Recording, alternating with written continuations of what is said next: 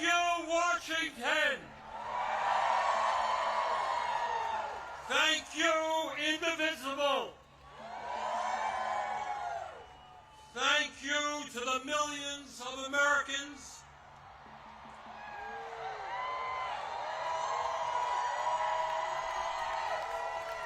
from our smallest towns to our largest cities in every state in our country who are gathering today at thousands of rallies. Mike Johnson, the Republican Speaker of the House, called these rallies Hate America events. Boy, does he have it wrong.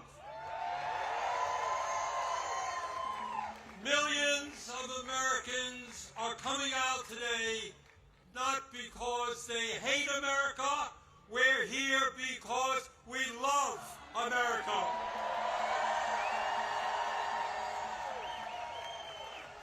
We're here because we're going to do everything we can to honor the sacrifices of millions of men and women who, over the last 250 years, fought and sometimes died to defend our democracy and our freedoms.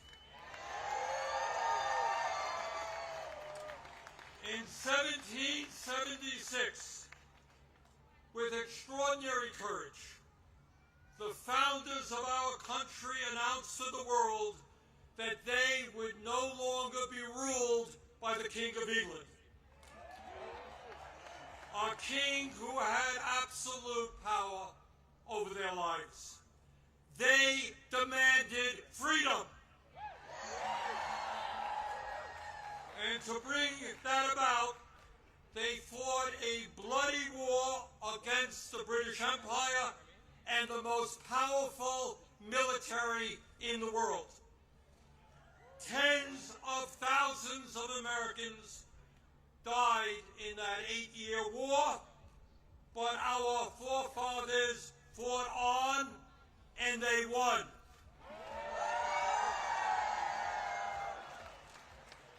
And in 1789, after winning that war, they did something extraordinary. They established the first democratic form of government in modern history. They said loudly and boldly to the entire world, no more kings. In America, they said, we the people will rule. And today,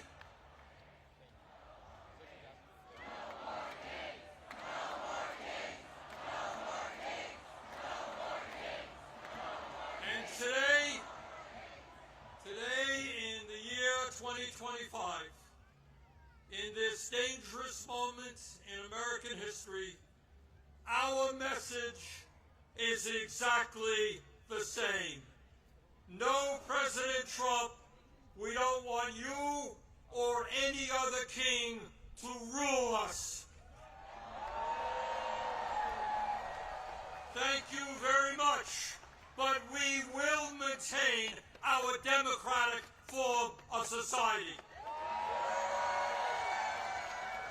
We will not move toward authoritarianism in America.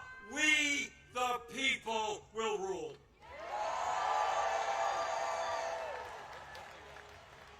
When he was sworn in as the nation's first president, George Washington called this attempt at self-government, quote, an experiment entrusted to the hands of the American people, end quote. My fellow Americans, in an unprecedented unprecedented way, that experiment is now in danger.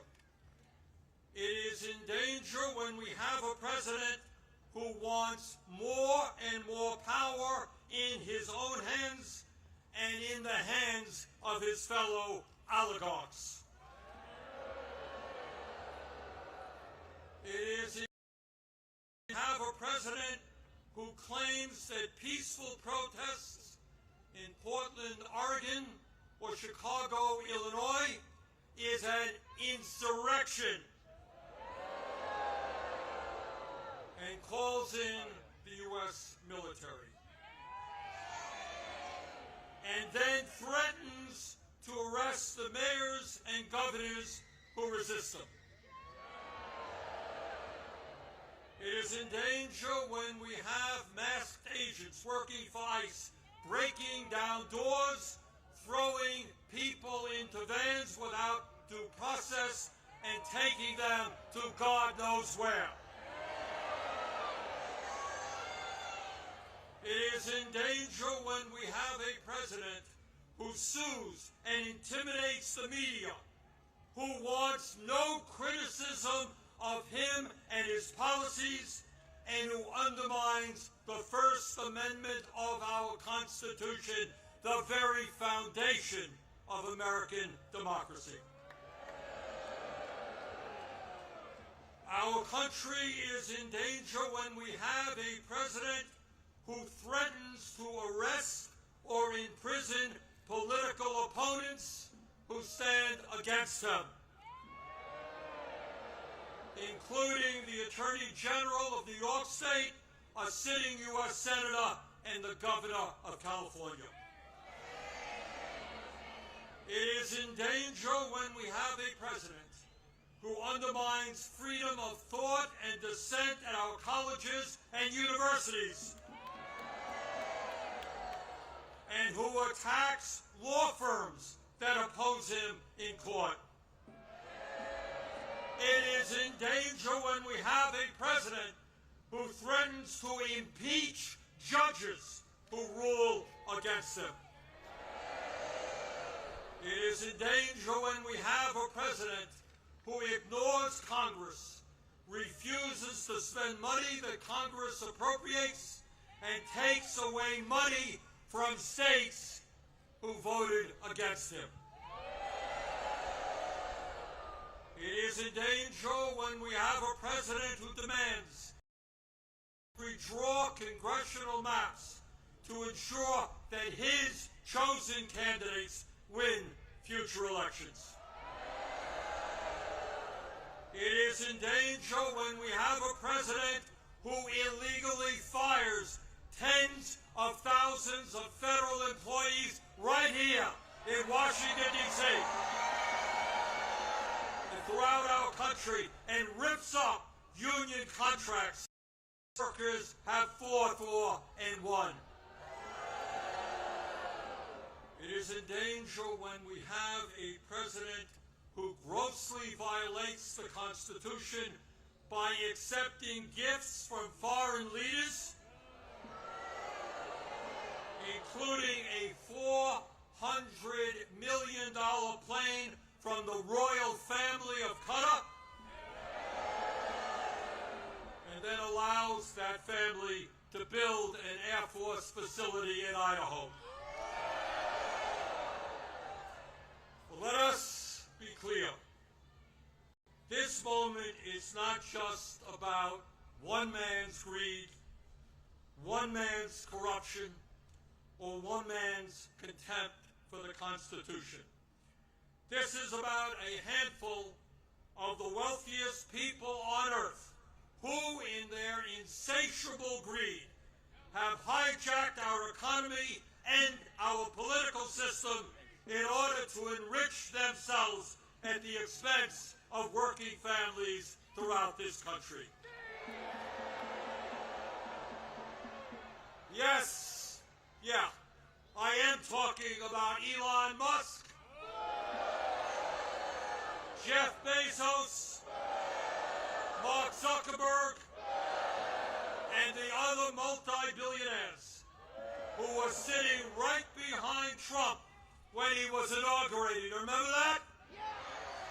The very same billionaires who funded his campaign, who have bestowed gifts upon him, and who have seen huge increases in their wealth and power since Trump took office. Yes, I am talking about the insanity of one person, Mr. Musk, owning more wealth than the bottom 52% of American households. I'm talking about the incredible injustice of the top 1% in America now owning more wealth than the bottom 93%. I'm talking about the richest people in America becoming much, much richer, while 60% of our people live paycheck to paycheck, struggling every day to pay their rent and mortgages, pay for child care and education, pay for their health care and prescription drugs, afford decent quality food for their kids, and maybe, just maybe, put aside a few bucks for their retirements. I am talking about our nation, the richest country in the history of the world, having the highest rate of childhood and senior poverty of almost any major country on earth. I am talking about our great nation having 85 million Americans uninsured or underinsured, and 800,000 people who are homeless, including people a few blocks from here. All the while Mr. Musk is on his way to becoming a trillionaire. I am talking about the incredible danger of the richest people in this country pouring hundreds of billions of dollars into artificial intelligence and robotics, which in the next decade will decimate tens of millions of jobs for the American working class.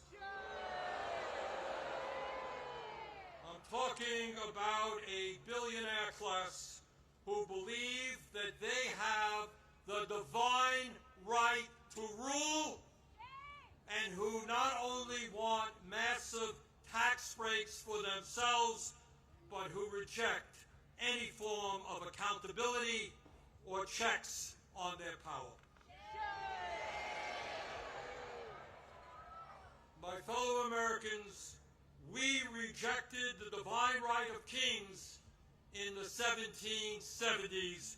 We will not accept the divine right of oligarchs today.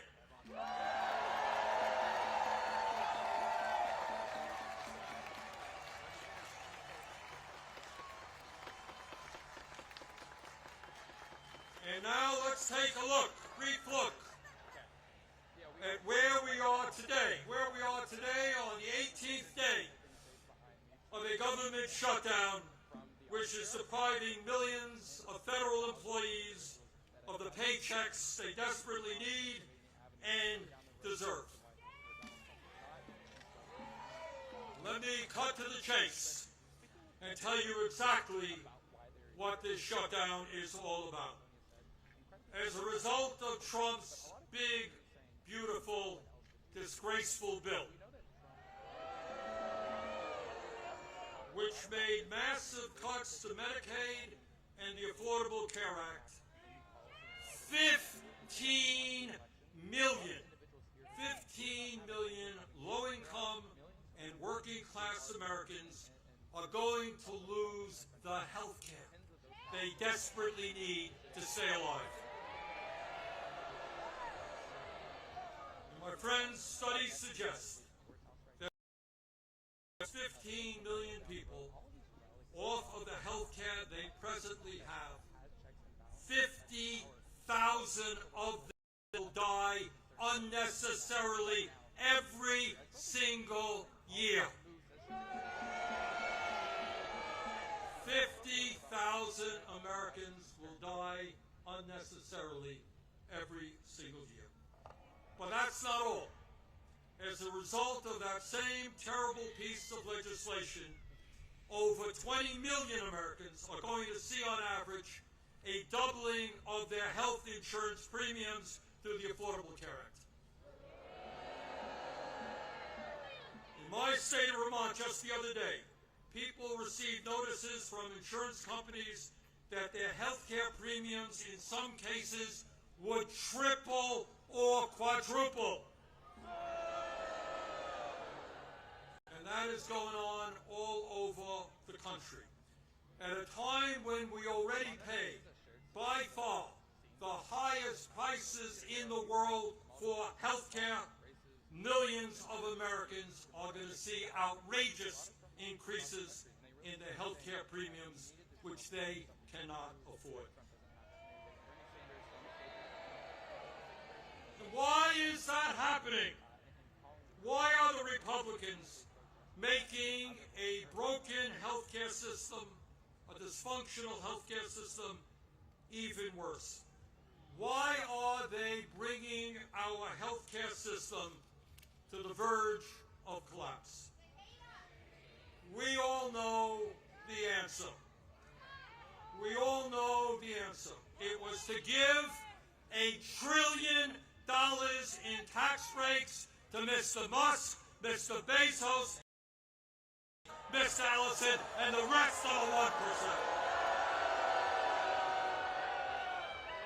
$1 trillion in cuts to Medicaid, and the ACA, $1 trillion in tax breaks for the 1%.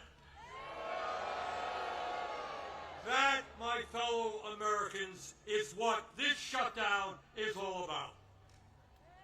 And let me be as clear as I can be. No, I will not vote for a budget that throws 15 million Americans off their health care.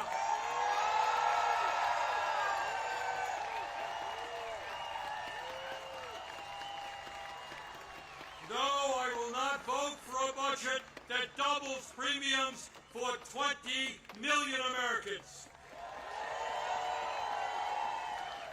No, I will not vote for a budget that forces nursing homes, rural hospitals, community health centers to lay off staff and close their doors throughout this country. All to give huge tax breaks to the billionaire class. So today, right now, I say to my Republican colleagues, come back from your month vacation.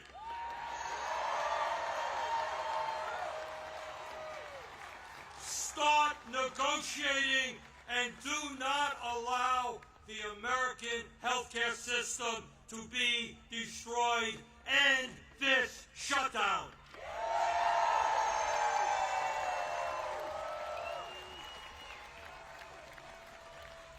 My fellow Americans, we are the greatest country in the history of the world. And when we stand together and don't allow demagogues to divide, there is nothing that we cannot accomplish. Yes, we can create a vibrant democracy by ending Citizens United and not allowing billionaires to buy elections. Yes, we can join the rest of the industrialized world and guarantee health care to every man, woman, and child as a human right.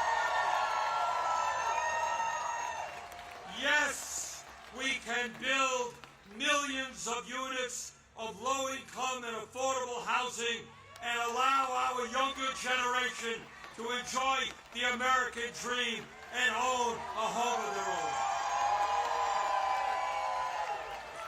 Yes, we can make public colleges and universities tuition-free and have the best child care and public school system in the entire world. Yes, we can expand Social Security so that every senior in our country can retire with dignity. Yes, we can raise the minimum wage to a living wage and guarantee every worker the right to join a union.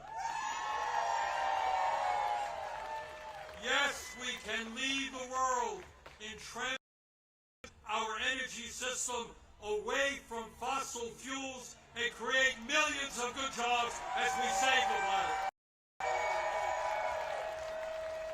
Yes, we can guarantee that every woman in this country has the right to control her own body.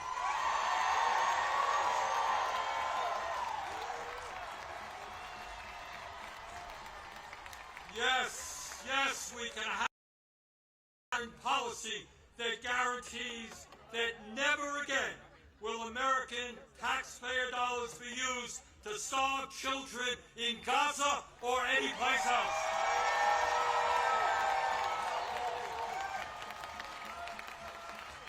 And now let me raise a question that I've been asked over and over again. You know, Bernie, great ideas, but how are you going to pay for them? Great question. Thanks for asking. And here is the answer. At a time when the wealthiest people in America have never, ever had it so good, at a time when billionaires are paying an effective tax rate lower than a truck driver or a nurse, yes, the top 1% and large profitable corporations will pay their fair share in taxes.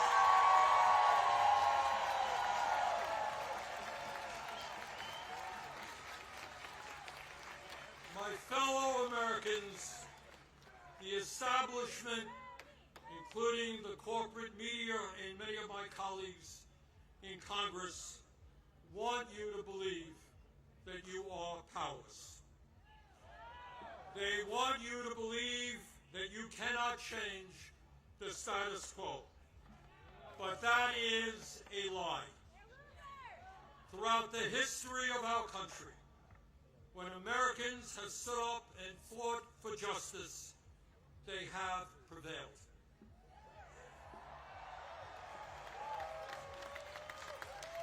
When the founders stood up to King George, they were told it was impossible. But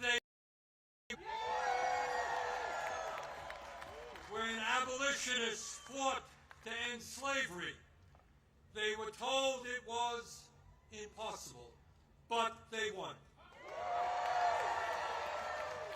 When workers organized to form unions and stood up to their bosses, they were told it was impossible, but they won.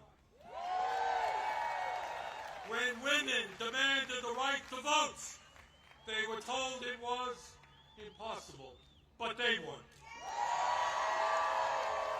When black Americans fought to end segregation, they were told it was impossible, but they won. When the LGBT community stood up for their rights, they were told it was impossible, but they won. Brothers and sisters, they did it then, we can and will do it now. And how do I know that we will succeed? Take a look at this huge crowd right here in our nation's capital. But it is not just here, as I understand it. Today, October 18th, 2025, there are more people out on the streets in more communities all over our country than we have ever seen in American history.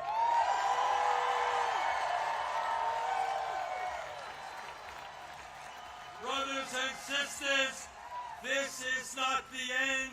This is just the beginning.